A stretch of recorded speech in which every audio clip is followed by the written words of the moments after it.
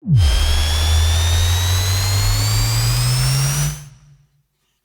the gym and in the car, with our advice you could go far.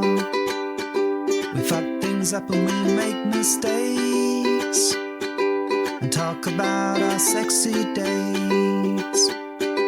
We host events and go to clubs, but most of all we're still in love. It's getting hard for this to rhyme, just as well cause it's bed hopping time. Hello and welcome to the Bed Hops podcast. My name's Mr. H. And I'm Mrs. H. This is episode 179. I don't believe that's a special number. I don't even know if it's divisible by 3 or something. But you've joined us here today and we've got a lot to get through. So much to get through. So much stuff to get through. The good news is we came back. We came back. We're still here. We're still doing this thing. So if you expected us to disappear, don't worry, there's still hope that we may do that in the future. But for now, for this moment in time, we are here for you, gentle listener, to give you our sage conversation. It's not even advice now. It's not advice. At this point, this is just free falling into whatever content that we can think about. But the good news is what we can talk about is July, right? Yes, because that's factual stuff. Factual stuff that we actually can talk about, which is the 2nd to the 6th of July. We are going to the Spicy Island takeover, right? In Croatia. Mm-hmm. So if you want to come along to that with 600 other super sexy friends, you can do that. All you need to do is buy tickets. Yes. And where can they find the tickets? Well, they can find a link on our show notes. Or if they go to our webpage, bedhoppers.co.uk, or if they go to the, I think Wanderlust Swingers also have a link to their stuff there as well. But yeah, it would be really cool. We're going to go. We're going week 2. That's the one you want to come along to if you want to see us, but go to week 1 if you want to avoid us. If you don't want to see us. Totally up to you. But this is good. It's looking awesome. I mean, we talked about it in the last episode, and the process by which of us getting ready. And has started today for me. It started a week later for you, yes. Wow, that's negative. The main thing is I have started something. I mean, I was surprised you actually got out of bed, let alone did anything. So, I mean, anything beyond setting that. Setting the tone here, Mr. H. This is definitely setting the tone. Is a win. You know, anything beyond getting out of bed, definitely a win-win for us. But we've got some interesting stuff to talk about. So last time, in our last episode, we talked a little bit about our changing dynamic and trying to navigate that. A little bit. Well, we talked about it a lot.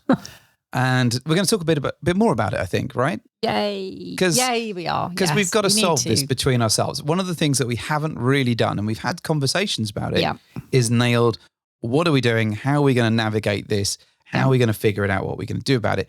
In the meantime, though, we've had some sexy times with other people and ourselves. Yeah, which means we can have fun. We can have fun. We know how to do that. We do know how to do that. Let's work out how to have more fun without driving each other crazy. Well, that's something like that. But let's set the scene. So what we've discussed previously, and take your mind back if you've not listened to that recently, is that we've spoke about how I've kind of felt that going to socials and events has been a little bit fraudulent. Yes, a little bit fruitless in terms of our approach, for want of a better phrase. Because you don't quite know, you can't really navigate what I'm thinking sometimes. Yeah. And I found it a real struggle to kind of understand what you were looking for, because I think, it's become apparent, and we've talked about this in the show a number of times, that you are much more interested in exploring interactions with women. Correct. But I also do like men. But you do like men, but your ability to say whether you like men is a little bit, I guess, compromised, right? Okay, that's a nice way of saying it. Well, I think, you've always been a little bit, I'm not going to use the word snooty, but a little bit selective about the men that you like. I'm just a real fuss pot. Well, you are a fuss pot. Sometimes, although it's sometimes impossible to tell whether you'll like someone or not. I know. But this is really amplified up. And over the course of the last few months, we've been to a few events. And this is excluding our own stuff, because I think when it's with people that we know, it's a little bit of a different story. Yeah, we're very comfortable, and we understand our audience a bit more, maybe. Yeah, and if we've played with people before, we're not ditching those relationships necessarily. That these people still mean a lot to us, and we still like interacting with all this good kind of stuff. So are you talking more about new? I think I'm talking more about new people, new connections. And we've been to socials recently, and it's felt a bit of a waste of time from my perspective, because whilst it's really good to support the local community and to go and chat to people, I found that once again, we've slipped into that habit of just sort of sitting in the corner and people are coming to us and talking rather than us going out and talking to other people. Now, we are a little bit lazy, and we know that we've been very fortunate in that we've created events and social situations where people tend to know who we are. So they tend to come to us, like the bare necessities, right? Yeah. But if we go to a space where we don't know people, we slip very quickly back into that default of sitting in the corner and just talking about life. And then if someone does come to us, if they know the podcast, great. But we have not gone and spoken to other people. Off our own backs. Yeah. And I know you very specifically want to make that very clear in your head that whilst you've spoken to thousands of people, and a slight eye roll in there, that actually you've spoken to them, but they have come to you rather than you going to them. And physically, you may have walked near them, but you have not engaged them. Walked near them. Yeah, you're very specific about this whole weird thing. But anyway, so I've that's the scene. That's fine. setting the scene a little bit. Yeah. So I found that a frustrating experience because I really like the adventure of finding new people to connect with and perhaps play with. It's not all about let's get to that point where we can play with them. But what I've really struggled with is when we're in a venue and we look around and I say, so Mrs. H, is there anyone that you want to talk to? No.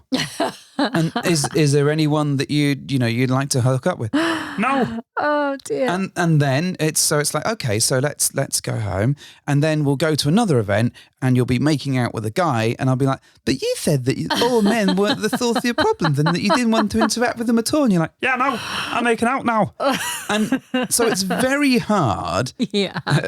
Well, whether it is or not is another matter entirely, of course. But it's very hard to understand what we're aiming for. And of course, some of those interactions are with people that you already know. Of course, yeah. So we're kind of going, and we've got some socials coming up. We've got, I think, 3 or 4 socials coming up over the next few months. So we need a game plan. And we've got Spicy Island coming up where we don't know anybody realistically. Potentially no, and potentially they may not know us. Yes, and they may not even speak our language. Well, there you go. There's 600 new conversations I'm going to have. Probably. 600 people you can roll your eyes about.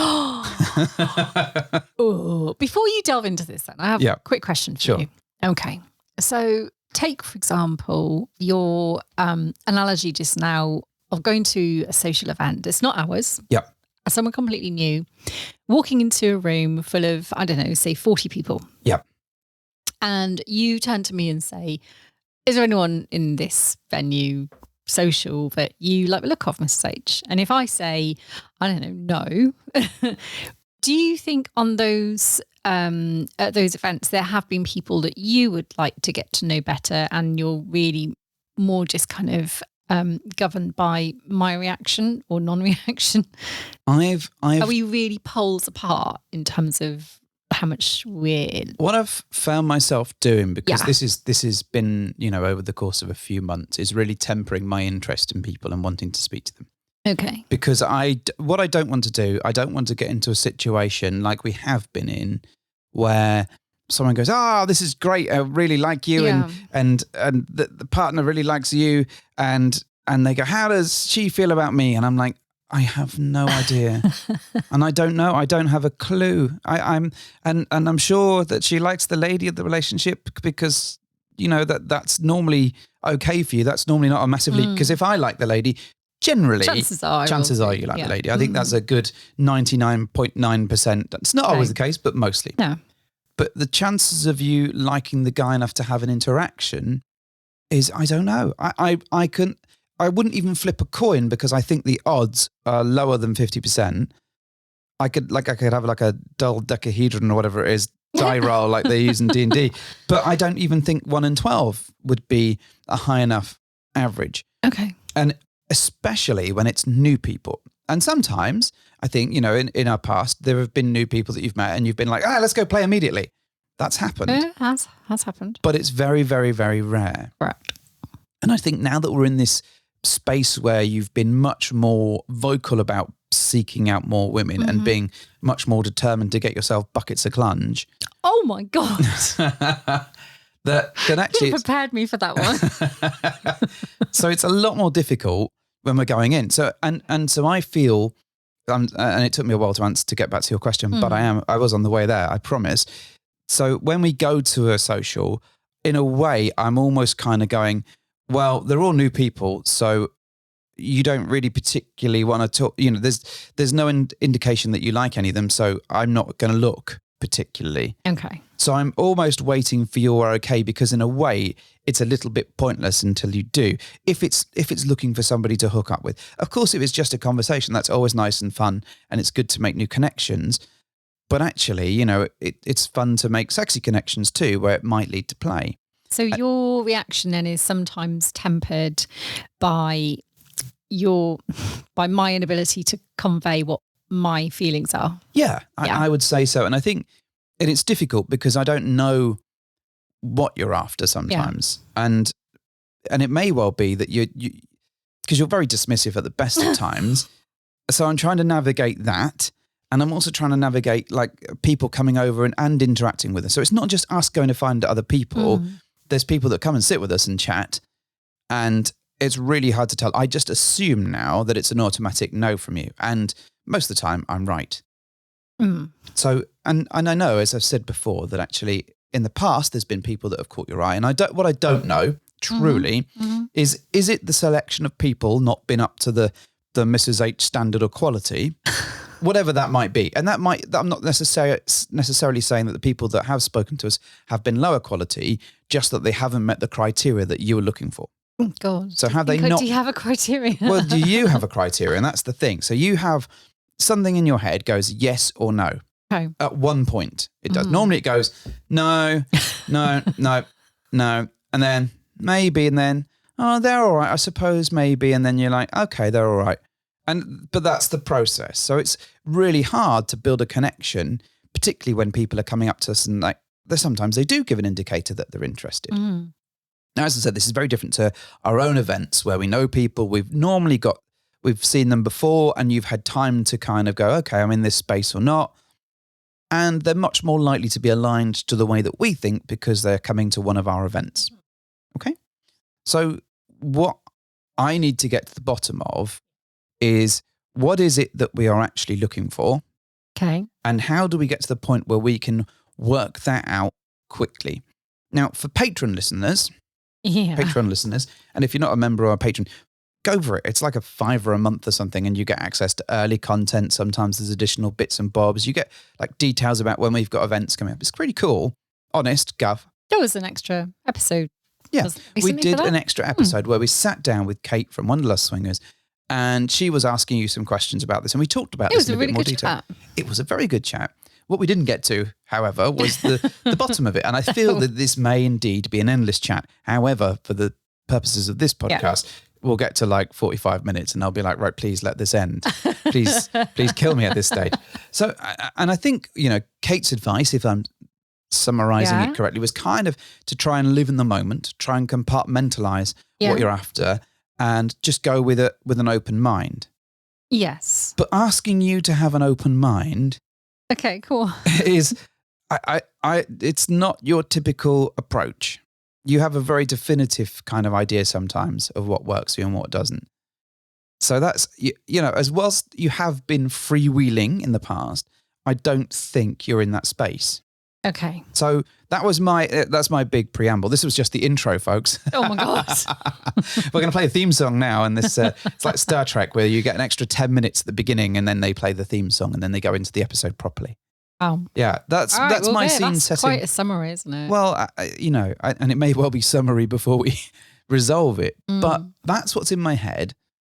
And I don't think we've ever truly gotten to the bottom of what it is that you want and how do we navigate this. Has our dynamic, or has your part in this dynamic, changed significantly so that we are, for example, are we still looking for couples? Is that part of what you want? Mm-hmm. Or are you saying that you purely want interactions with women? And therefore, how do you want to pursue that? Is that with us as a couple, or is that by yourself, or is it a bit of both? What about group play? All that sort of stuff. There you go. You've got the floor. Deal with it. So that's a lot of questions. There's like 4 or something in one. It's fine. Okay. There's a lot to unpick there. There was a lot of questions. There was a lot of output from what's in your head, and that's important.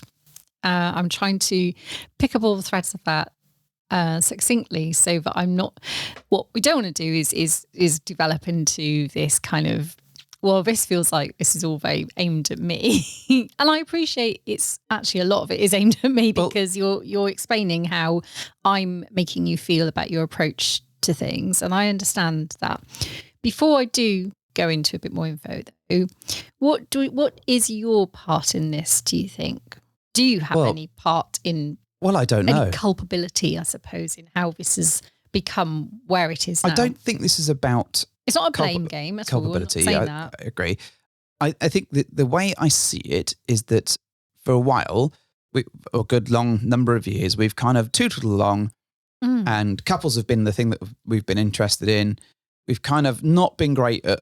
We've always not been great at sort of interacting with other people and going out there. It's just been more apparent because we've been to more events and socials recently. That's never been a good, strong default of ours to go and do that naturally. No. And between the two of us, your approach to that is probably you're less forward than I am. Okay. Generally speaking, when it comes to that, until you're making out with someone, apparently. And then, I'm very forward. Then you're very, very forward. You go from like naught to hand in pants very quickly. My hand in whose pants? The way you took your breath in, I was like, my hand is not in your pants. You don't need to make that sound at this stage. So I think we tootle along for quite a while, and then something has clicked or become clear for you, and your interest in what we've been pursuing has changed.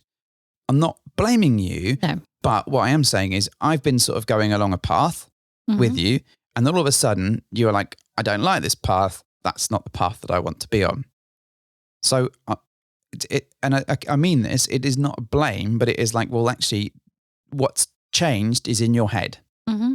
And so therefore I don't know what we're doing with this stuff. So when someone asks me, and I said this in the last episode, like what's your approach now, bedhoppers?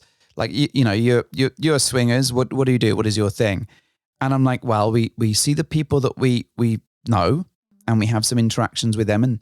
And sometimes that's a pants off. Sometimes that's a pants on thing with the people that we've met and have established generally longer term relationships with. Yeah. And then after that, you don't know. I don't know. Okay. All right. Okay. I can put it in different ways if you want. Please don't. No, it all makes sense. Thank you. Okay. So a couple of things. When you ask me what is it I want, I think that's the question that I'm struggling to answer the most, because I'm not sure. At any given point, I sometimes think I know and I figured it out. I sometimes think it's more, I want this and a bit of that. And then I sometimes think, wait, no, am I basically going about this all the wrong way? But the one underlying thing that I have decided is relevant in all of this is I probably do need to rethink the way I'm approaching things, because I think I'm overthinking things to such a degree that I'm losing sight of the original reason why we got into this, which was to have some fun. Yeah.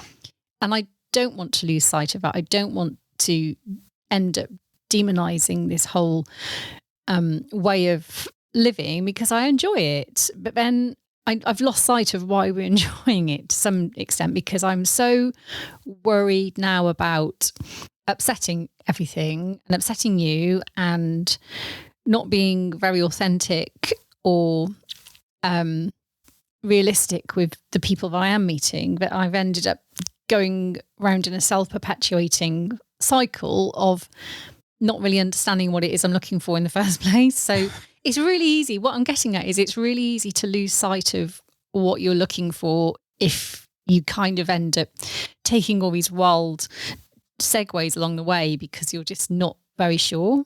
That's, I think, what's got me. I mean, I've seen you try to order from a menu. Well, there you go, order then. a drink, and that's enough said. That's a difficult enough process.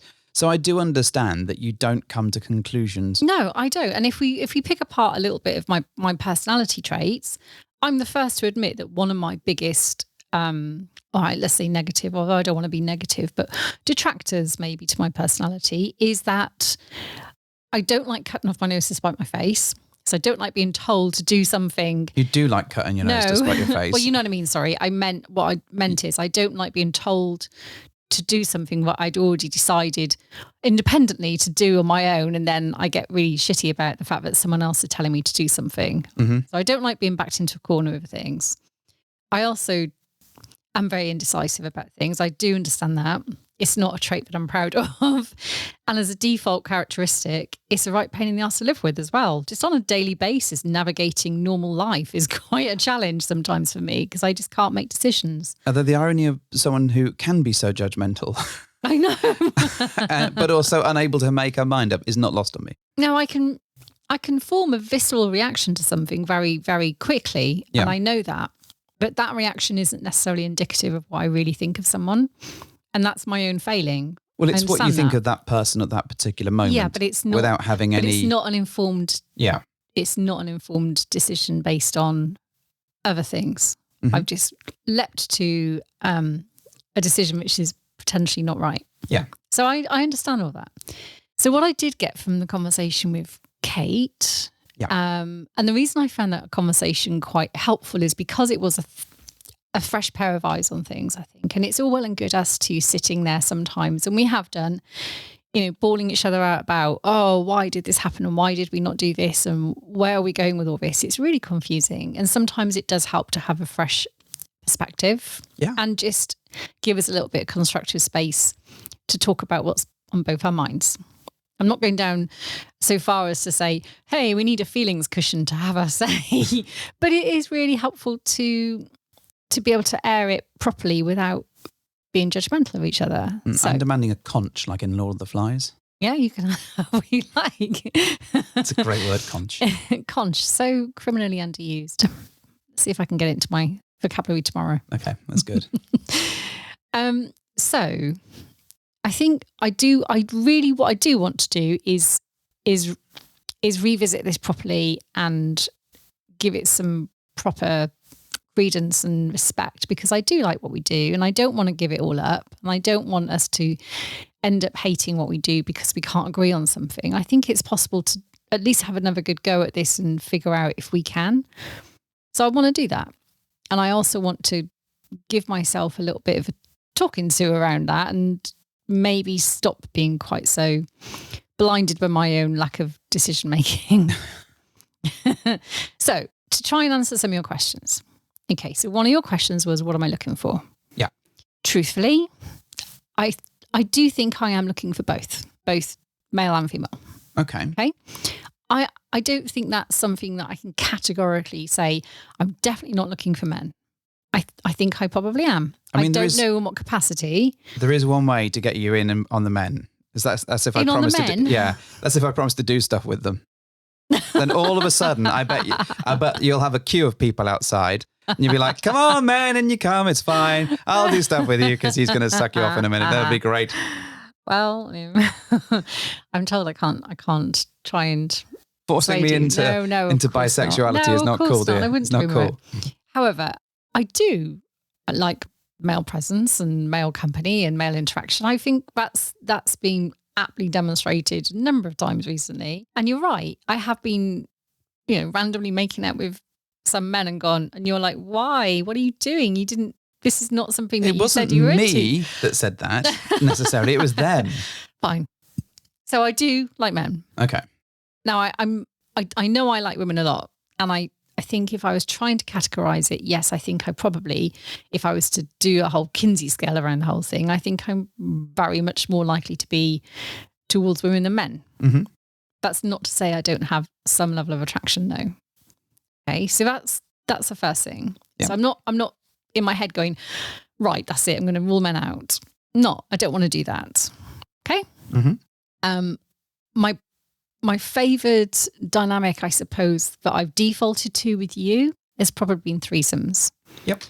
Partially because, yes, if I'm being honest, I've got more of what I want naturally, which is more female time, and I get to share that with you. It's less likely to put pressure on what we're looking for because you're not left out. So, all those things combined make it into a great experience for us both, hopefully. Yeah. Now, I love the connection we have with some couple dynamics, and I don't want to lose that. But I think what what I struggle with is getting to a point where I know how I'm feeling about the male counterpart sometimes in new couples, because it does take me a little bit longer sometimes to build that connection and try and open some dialogues. I think it's really important though to state, so what I'm not asking for is for you to go, oh yeah, tonight we've just met them and you're totally sucking them off or whatever it might be, right? That's not what I'm asking. What I'm asking is that can you get to a space where you kind of go, you look around the room and you go, oh, that person might be interesting to talk to. I would like to find out more about that person. Yeah. And I think that's a good point.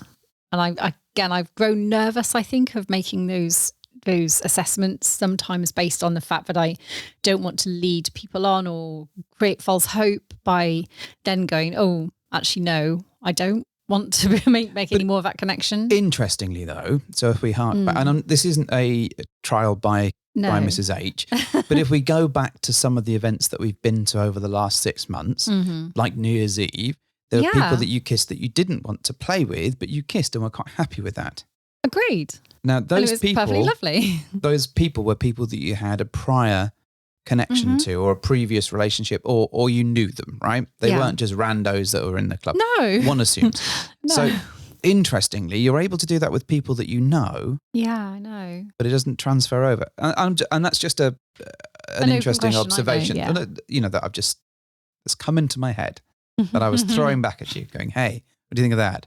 How do you like them apples?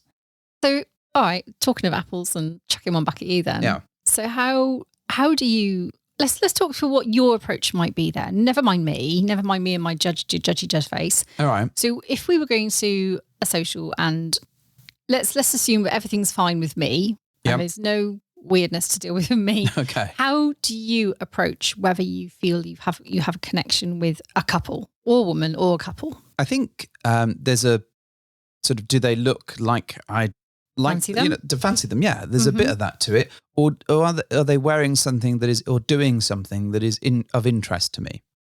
Oh. So it might be that, I don't know. Yeah. So, if they're running or playing football, I want nothing to do with them. But if they're sat there and, I don't know, for example, right, for you, someone pulls out a phone and does a bit of Pokemoning in the corner and you spy that. Yeah. I might have a conversation. You might have a conversation. Likewise, if they're wearing some shoes that have, I don't know, that have superheroes on them, just as a thing, or they, in a group conversation, they may mention, I don't know, video games. Transformers. Yeah, that's never going to happen. It's never happened yet.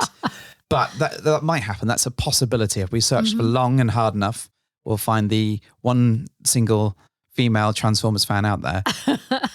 And I'll be like, wow, and we'll talk to them. So I think it's part of it is based on attraction, and some of that can be just the way people are dressed, the way they look, a combination of those things. What's their body like? What's their body type? But some of it is about their personality that shines through in that. So that might be demonstrations of their personality while we're in a social. It might be that we overhear stuff or whatever, and that is what sparks the interest. Okay. So you don't maybe move so quickly to snap judgments of a vibe or a gut feeling and things. I mean, there's the gut feelings, and of course there are gut feelings. So there's going to, as much as you can have a, wow, that person is hot, I would like to, do something with them. You can equally have a, that's a lovely blouse you've got on. But you can have that moment where you go, they are not for me. I don't know, say you witness someone being really rude to barmaid or something, and I'm like, instantly, that's a real big turn up. They've got a long way to come back for me to be interesting in building a connection with them, because that's not what I like. Right. I like people that are good to other people and they support people and they help them. So that means a lot to me. But of course, there are people where you go, oh, I get the sense that they might be not for us, or they might be the, people that we want, their approach, maybe it's way too forwards, or maybe it's, all this sort of stuff. So but I make that judgment relatively quickly in terms of, well, can I talk to them? And I'm not looking to start pounding them on the table then and there. I'm looking to see whether there is a connection. And I'm also incredibly aware that you don't go at that speed. I mean, you're probably still sat there bitching about someone's dress or something in the corner. I don't do or whatever. Yes, you do. Or going, look at the way they walk. Oh my God, don't. Yeah, I'm going to get hate mail now. It's all right. You wouldn't even know if it's there because you don't read the mail. So I think I'm kind of trying to make a judgment on, are they nice people? Are they good humans? Yeah. Could there be, are they attractive enough so that I want to start something? Or even if they're not in the space where I find them attractive and I want to do something, is there something about them that draws them to me and makes me want to have a chat with them? Just like humans, Okay. right? Like, at work, right? Yeah. You'll know people that are dicks pretty quickly.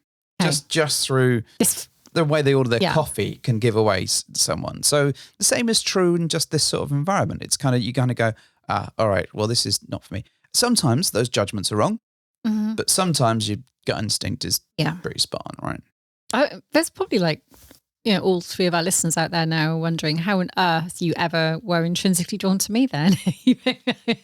Well, based on my judgy I think nature. The interesting thing with that is that you pursued me, and I think this is quite an unusual dynamic for you. It's not often that you pursue anybody. I think you have been very used to, and in your life prior to meeting me, you'd go into a club, or not a sex club, but just a normal club, or a pub or whatever, and people were like, wow, look at that hot girl over there, and go to you. Okay. And you'd just be like, oh yeah, whatever you want, we'll do it, it's fine. But you would not be a pursuer. Now, you'd get people's attention, but you've never had to pursue people. And I think it's not a skill that you've developed. Whereas I am much more of a people pleaser because no one would ever look my way. So I'm much more intrinsically like, hey, what can I do to help you? I'll be so helpful. I'll be you want me to pass you that drink? I'll do that for you. Your shoelace undone. I will tie this. Just give me the chance to have a conversation with you, because once you talk to me, you will realize that I am in fact so average that you may even want to talk to me for another couple of minutes. And after that, and I've bored you to death with my Transformer knowledge, you might want to stick around because I probably know which TV shows you should watch. And I'm a nerd and I might be able to sort your Wi-Fi out. I stuck around for 24 years, so it must be something good there. But that's the thing. Yeah. And that, going back, in the depths of time, young Mr. H didn't have a clue about this stuff. What I find endlessly fascinating, though, and gentle listeners, you're like, none of this is fascinating, please shut up. But when we host events, I could absolutely schmooze the shit out of it. And because I go into work mode. Yeah. And I find, and I think I probably just need to take some of that and apply it to our normal lives when we're out and about. Because all you need that for is the in to the conversation. After you've got a conversation, then you've got a conversation going, that's fine. But the bravado to step up to people and chat to them is not a skill that we are very good at unless it is a working environment.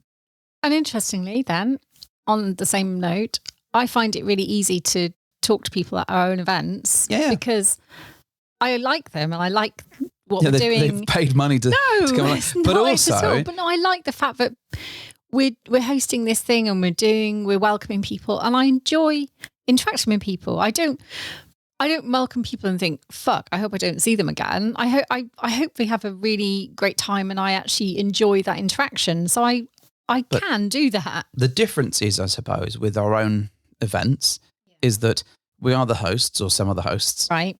So we're known. Yeah. People have at least a passing awareness of us. Most of the time they listen to the show, or they've seen us on Zoom calls or whatever. So it's not an opening gambit. It's never it's because by the time they get through the doors and they speak to you and they give you their driving license or whatever it is to get through to the club or whatever it is that we're doing, they already will have interacted with us in some level, be that online, be that in person before, be that on Discord or Zoom or whatever, or at the pre-party the night before. So it's a much easier interaction. Yeah, it's more of a continuation, I suppose, than a brand new. Although for some it is. For me, every single one of them feels like a new interaction, because my memory at remembering people is fucking terrible. So if ever I've ignored someone, I apologize, because It's that, and this is like a thing for work at me, like because I deal with talking to people and I talk to a lot of people, they know who I am, but I can't always remember who they are because there's so many of them, which makes me a terrible human being, I'm sure. All right. Okay. That makes sense. Thank you. I just wondered what differed about your approach than mine. And I'm trying to work out in my own head why then I am predisposed to forming unfair judgments of people. If that's what you're saying, I'm sometimes doing. I think you do. I think we have been very used to, prior to this lifestyle stuff, just sort of sitting back and doing our own thing. And I even back to going to like family parties. We are very happy in the company of ourselves, and we like laughing amongst ourselves like little gremlins. And we do that very, very quickly. That's our default. I think you're very quick to go, well, I don't like that. Because your approach is often is less about thinking the best of humanity. My approach is a lot more hopeful. You might be a negatron and I might be an Optimus Prime. Well, we know that. But this is the thing. So that, you know, I'm a little bit more upbeat, generally speaking, and quite happy to interact, whereas you're a little bit more reticent. And I think part of that stems from the fact that you are used to people coming to you, like the bare necessities, as I said before. People will come to you and chat you up. People will look at you and say like, oh, Mrs. H, you're so amazing. Whereas if I get just one of those comments, I'm like, yes, I have made it. I am in that space where somebody actually noticed that I exist and I'm happy for it. There was a very positive comment on Twitter for you today. There was a positive comment on Twitter. See, I saw that. Yeah, and you must have seen that. I did see that, yeah. Made your little face light up. It did make my little face. Yeah, I notice these things sometimes. Oh, I know you do. You're like, why aren't they fucking commenting about me, bitch face? That's not. Do not say that. That is Don't they know we're true. competing for resources? Give me half the women. I want precisely half the women, she says. Maybe 55%. No. So yeah, you are totally exaggerating that. But I think... But I understand why that's your natural default now, is to take the piss out of that element of me, because sometimes it does appear that is how I automatically. Yeah. You are quick to judge and get into a space. And yes, your mind and opinion can be changed, but you don't like to be told. No, I don't. So you like to go. So typically, if we go to a social, we'll go in there and if there's no one that you know, we'll get a drink and we'll sit down. And then we'll scan around and talk about the people in the room, right? Because we'll be like, oh, look at them. And you'll be like, your default will probably be to go, oh, I don't like that about them. Okay.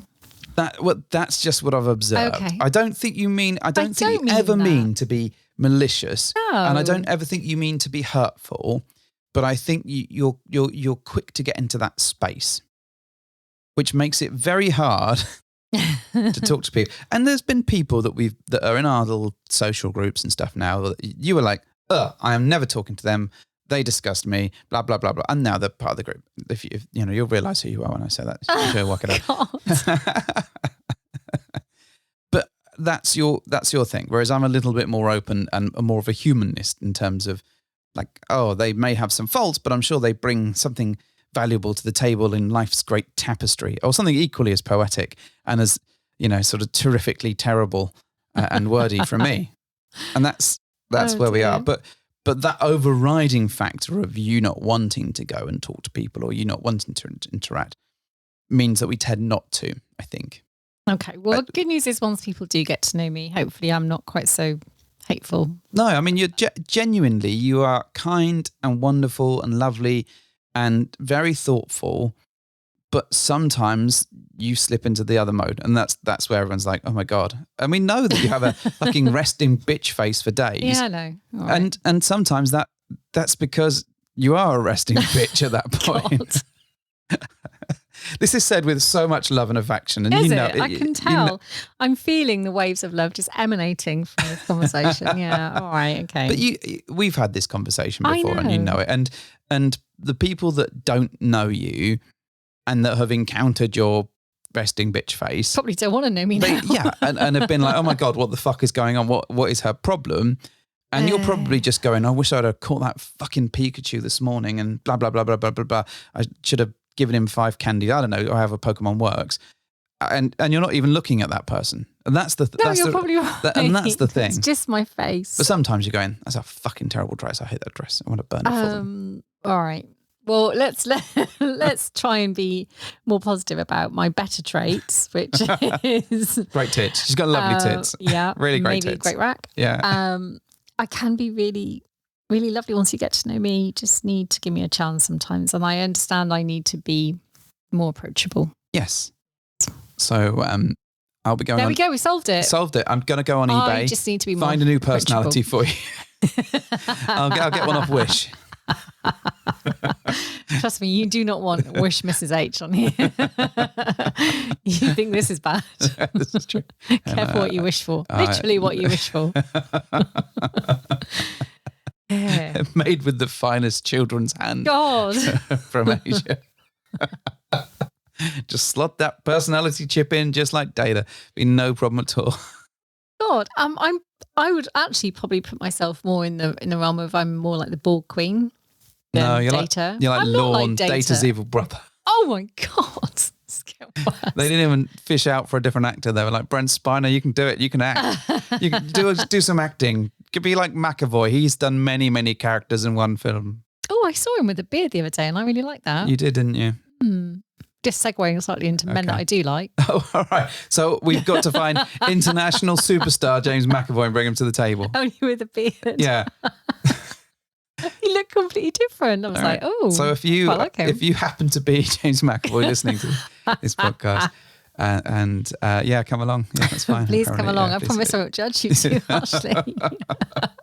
Fine. So I do think I identify with the Bald Queen on many levels. This explains why I like the character so much. What, you just like taking over a space, making it your own, making everyone else adapt to you. This does sound a lot like you. It does a little bit. Just take a little bit of the person I'm interacting with and make it part of me, maybe. No, you just imprint your own. You're like, you're not allowed a personality anymore. No. Your individuality is gone. You are now part of the collective. Get in the bin. Right, come on, next. Resistance is futile. Okay. All right. So how do we fix this? Because we've talked a lot about the problem that we have. The problem that I have. If I knew how to fix it, I'd have done it by now. This is something that I think that we've needed to chat over for a bit. I think you probably need to come to some conclusions because the change has come from you. And I think you need to figure out what you want. And then we need to have that discussion around how do we manage to make that work. So if what you're saying, if I am playing back correctly, you're like, okay, I would like you're after 70% women and 30% men, whatever it might be, whatever ratio that I've plucked magically from the air. All right, some arbitrary percentages. Yes. Yeah. How do we, what are we seeking to do and how do we get that for you? And one of the things we talked about before is like separate dating. So does that tick the box enough? We don't know yet. We don't know yet. Because I've not survived the experience yet and you've not had the experience. But I'm hopeful that will help in some way. Will that top you up like your womanometer? I don't know how your girlometer. Yeah, like bloop, bloop, bloop, bloop. I am replete with like estrogen Pilgrim or whatever. Yeah, kind of analogy like here. Zelda heart's gone ping, ping, ping, ping, ping, all filled up. And you're like, yes, I'm replete with lady juice. Let's call it lady juice, that's fine. Stop. And now I need some man juice to balance it out and just top it up like a lager top. And for all those people who've just been a little bit sick out of their nose, thank you so much for such a charming analogy. Hopefully visually you can see it. It's like a lager I must top. have missed that bit in Scott Pilgrim. Maybe. But that is that what we need to have a look at? Is it that you one of Kate's suggestions was to like stop overthinking it and just go with the moment. If you like someone, you like someone, why not enjoying it? Which I thought was a great suggestion, but the problem is getting you to the point where you actually like someone is more tricky. Okay, no, I think I want to simplify this, and I think if I think back, if I hark back to a simpler time, okay. Right back, winding all the way back. Should we be doing to like the beginning. But things were a little more simpler then because I didn't have the opportunity to start overthinking all the stuff that could be not right and didn't quite match up to my very high standards. Or it was simpler because I just went on a very basic level. Is a little butterfly in my tummy right now at the thought of maybe wanting to kiss this person. You realise this was your gluten intolerance all along. It wasn't a fucking butterfly. This is what we realised. It's just you'd had some fucking bread. Oh, is that it? That was it. Yeah. You never liked them in the first place. I think, yes, I need to simplify this a little bit and stop reaching for all the potential outputs and what ifs I don't like, and what if I don't like this? Oh, tough. They may not like me. Probably not now listening to this. We've radically whittled down that list. But maybe I just need to unravel it a bit and stop trying to reinvent the wheel with it and just be a bit more simplistic. I want to have a nice time. I want you to have a nice time. Can we just be together and go and have a nice time together without without all this stuff just complicating things? I think that's absolutely possible. So at least I can try. Yeah. I mean, and I think that's the thing is that there is something about us both overthinking stuff when it comes to this. Natural. But at the same point, I want to make sure that you do have experiences that you're interested in. I really want to make it clear that I don't want to force you to do something that you simply aren't interested in. And no one can make me do that anyway. Well, no, but I don't want to put undue pressure on you to do so. No, and we don't want to get back into a space of taking one for the team because, everyone knows that that is not a great space to be in. No. And it's not found anybody. No. So I think it's getting you drunk enough to take one for the team. I really don't mean that. That's a terrible thing to have said. Come and collect me at the end of the evening under a pile of coats. There we go. I think there is something about the whole approach of just taking it easy and enjoying the moment. I think that's definitely something there. I think we can look for more opportunities where you do get more female interaction, and that's absolutely fine. I think the exploring the single date stuff, that's something that we're still sort of dabbling in. And you've got a date coming up. Yeah. So it'll be interesting to see how that goes. Yeah. And how if they even turn up now based on this. Yeah, they may not. Shit. Yeah. Sounds horrific. Well, you shouldn't say that about her. Oh, you mean you sound horrific? Yeah. Okay. Well, I think there is something about that, about kind of seeing what we can do and how it pans out. But I think there is also a bit about just being honest about what you want, because and trying to think it through yourself. Because if I don't know what you're after, I end up in really awkward conversations and situations where I can't help you. Yeah. Because if we get to the point where we go back to a couple's house and like she and I are making out or whatever, and you're just like sat there going, I don't know. But you need to say before that point, or you can't. No, I agree. Yeah. Before we get into that situation where, and granted, that's not really happened, but I do want us to be able to understand where we're at with this stuff and where you might go. Like, are you chilled out to go, oh, I might give it a go with this person and see how I feel? Or is it an absolute, definitely, utterly not? Okay. And I think you just need to get to that space, or get to the possibility of that space a lot quicker. Okay. So which means making decisions. My next challenge is getting you out of the house before 11 o'clock on a Saturday. And so continues a huge list of reasons why Mrs. H is shit. It's not that you're wonderful and I love you dearly. And good. I would not have any other wife in the whole wide world. I'm sure. I might have additional wives, but I wouldn't have any other wife, one singular one. God. But we go through challenges, and sometimes I'm the challenge in terms of how I'm approaching it, and I'm nervous or whatever. But in this case, it feels like this is in your side of the court to kind of work through. I'm here and I'm helping, or trying to. I did helpy. But some of this, you need to kind of be able to tell me what you want out of the back of it. Okay. And that's where I've been struggling, I think. Is that fair? Yeah. Okay. All right. Solved. Solved. Yay, go team. Look out for our inevitable breakup next week's episode. I'm very excited now to go forth into the Piles world of and men. start. All the men. I'm just going to send all the men your way. Men. I'm just you get giving none of the make out women. with all of the men. You get none of the women. I get all of them. I'm going to get all that dick. All that dick. All that dick. All that dick. Yeah. What are you doing with that dick? Do whatever I want with it. Fucking hell. We've created a monster. What have we done? Just to be clear, I do like cocks. You do like cocks? Yeah. Okay. You know this. Yeah, I know you. I have one and you enjoy it muchly. There you go. You've enjoyed it just Job yesterday. done. And you'll enjoy it again tonight. And probably again at 3 a.m, just to be like a monster. No, it's a monster. Definitely right. not me. We haven't obviously solved it because we haven't actually tested. No, you said we solved it. We've totally solved No. this. That's fine.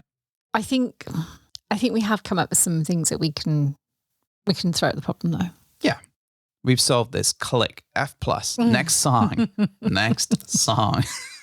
But I definitely do want to get back to I want to have some fun. Yeah. And I want us to have fun and remember why we started doing this. Yep. Yeah. It's because we were lonely and sad. And no one was our friend. And it's because it's like being married to the bald queen. And Castle Hopper was a desolate wasteland, devoid of emotion, apart from my own tears, which you used to bathe in. Sometimes I use them as lube. I know. You just don't cry enough anymore. It's because I'm just dry. Cry harder, Mr. H. I've cried my last tears. All right, we'll definitely see if we can crack this. Yes, let us crack this. Let's crack this out and see how we do. But we hope that this has proved an interesting, rambling, No, we don't always finger-pointed get things right. It's in the theme don't. song. Exactly. I wrote that for a reason, dear. And we always said we would be very honest about the bumps in the road. Yeah. And the fact that not everything is as plain sailing as you think it's going to be. It's not as easy as just going out and having sex with people. No, it certainly isn't that way for us. And I think, we prefer to have much more of a connection. And I understand connection takes time. I'm not ignoring that. But what I'm saying is that we can look to see when the connection might be possible and get to that space more quickly. However, I want to say a huge thank you for joining us. Hopefully you've found that useful today, folks. But if you've got any comments, thoughts, please send them directly to Mrs. H. If you want to send me a shit in the post for being horrible. No, because I'm the only one that's home half the time. It'll just be like I get shit messages and then I'll get shit in a post and I'll be like, what the fuck, this sucks. But yeah, please send us an email. Contact details will be on the show notes, or drop us a message on X or Twitter or whatever the hell it's called, Instagram, on the website. Oh yes, please don't use the website to try and hook up with us. We've had a spate of people trying to do that. It sucks. It's like even less effort than Fab, which has been amusing at the best of times. Well, Mrs. H, do you want to do your thing? I do. Well, thank you for hopping into our bed.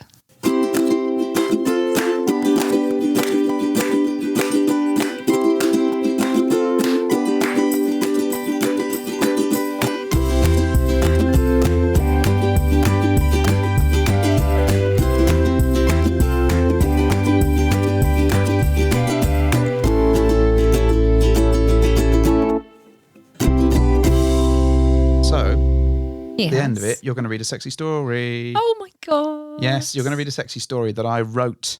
Yeah, I wrote this story and now I can't find it. It's gone. This story, what you wrote, and is this a true story? It's not a true story.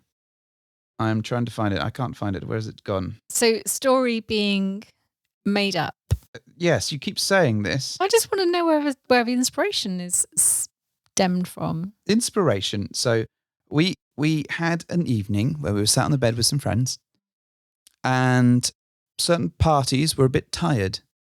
Certain parties? Yes. So I created a story, an imaginative, not real one, right, off the back of this that I just wrote.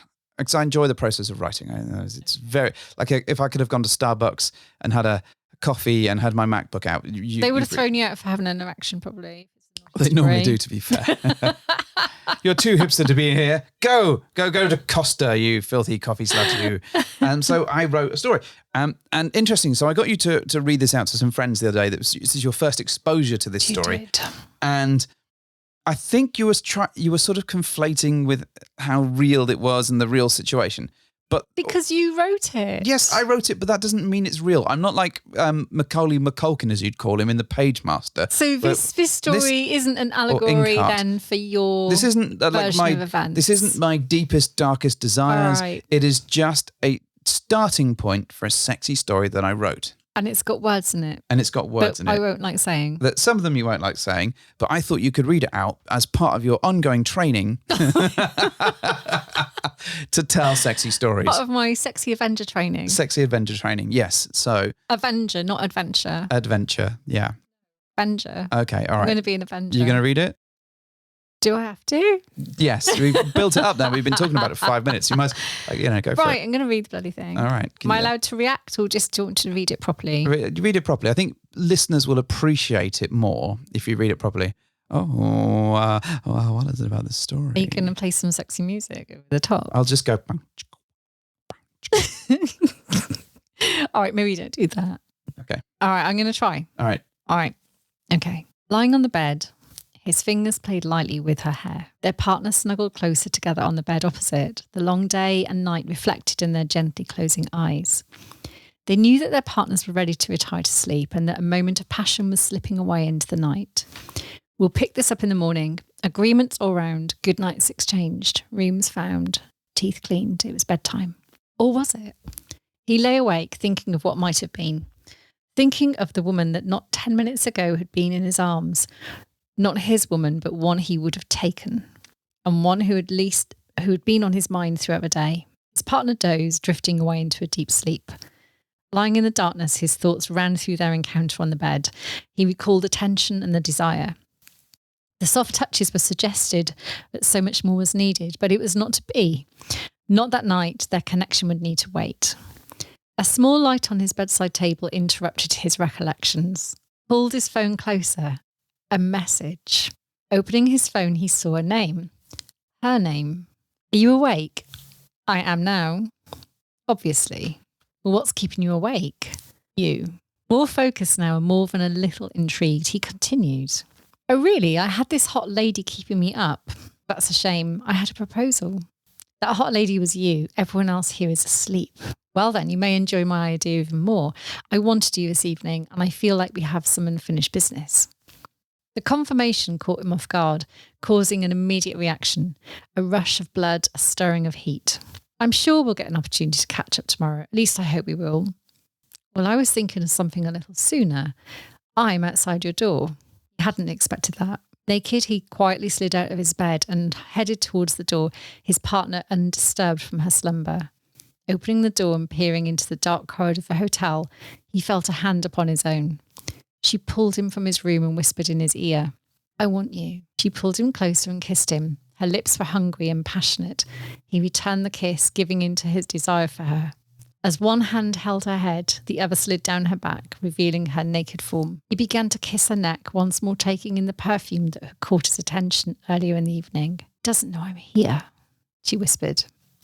The illicit encounter spurred them on, his kisses and exploration of her body moving further away from her neck. Trailing his fingers and then lips across her breasts, he stopped to admire her silhouette in the dimly lit space.